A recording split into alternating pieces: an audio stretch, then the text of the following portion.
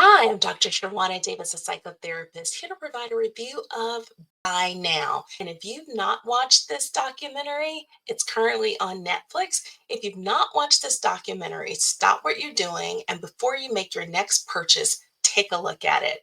It is totally eye opening and it just provides an in depth analysis of consumerism and this notion of always having to buy more. And I found it particularly insightful because sometimes when I'm working with clients who may have spending addictions, this documentary really helped me understand that this addiction didn't just occur.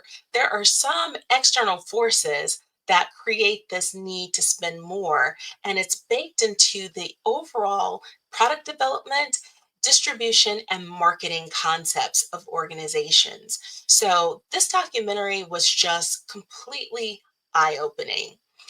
It really painted a vivid picture of a world driven by relentless needs and pursuits of more product, more technology, more of everything.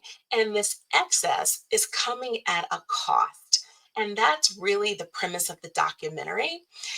It leveraged a lot of inside people, so people who used to work for top retailers and product development companies. So you got a chance to really hear from a user experience professional and someone who led a company where there was this need to create more, to sell more. There was all of this need for more. And you learn the depths that some companies will go to make sure that consumers are always trying to get more of their products, even if that means creating this marketplace where any unused goods are basically destroyed. But as we learn in the documentary, they're not really destroyed.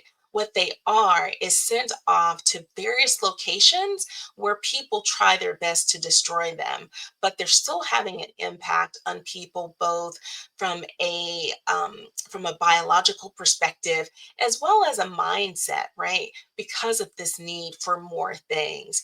So it broke down the buying habits of individual really into five parts. And that is the psychology of consumerism consists of five things per the documentary.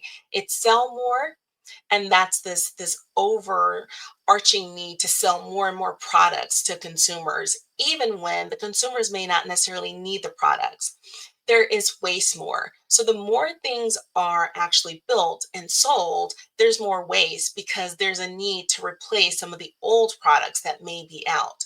But this need to replace this waste is completely still in parts of the world because there's not a real a way for these goods that are unused to go. So there's not this away, and they kept emphasizing that in the documentary. There's no real way for these products to go to, so they become waste, and they are polluting the environment, our oceans, the earth, the air. So it really did a great job of just breaking all of that down, and you see all of this waste and it's throughout the entire documentary. Then there is this notion of greenwashing we learn about, whereas it's in that third realm of developing this consumerist market, and that's where organizations are not quite candid about recycling, and we learn that this notion of greenwashing or green wishing, as one person called it, there are things that are labeled as recyclable, but we later learn they're not really being recycled. And so that was a part of it. And the need for organizations to push this recycling notion is so that consumers will feel good about shopping for something new. And then the fourth concept was hide more. So you never really know where all of this waste is going. But this documentary actually tracks down some of that waste, and we see it polluting waterways and we see it polluting other countries, right? And the labor force having the ability to go in and they're having to really try to break down some of these parts, some of this waste to get rid of it, but they're doing it at their own expense because it is a hazard. It's a biohazard for their own health, is what we learned from this documentary. And then there's this need to control more. And so the one area in terms of control more is where consumers can actually start to play a role in trying to correct some of this. And so we're left with the documentary with the charge of trying to find in our own lives ways that we can have less waste. So that means not necessarily buying things that you don't need. That means taking things that are fixable and repairing them rather than buying new things all the time. Because every time something new is bought, there's this ability for these companies to then justify this waste. So, as people are buying more, they need to put that waste somewhere. And so they distribute it to these other locations. So, being able to consume less, fix what you have, and I think somebody in the video actually gave some really good advice.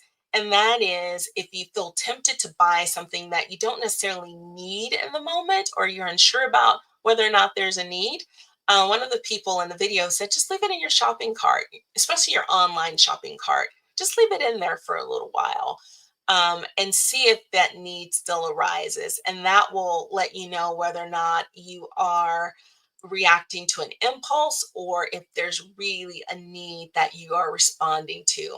So, overall, I thought this documentary was excellent. As someone who works with clients navigating anxiety, trauma, and OCD, I really appreciated how By Now explored the psychological triggers that fuel compulsive consumption. So, let me know your thoughts. Thanks so much for watching.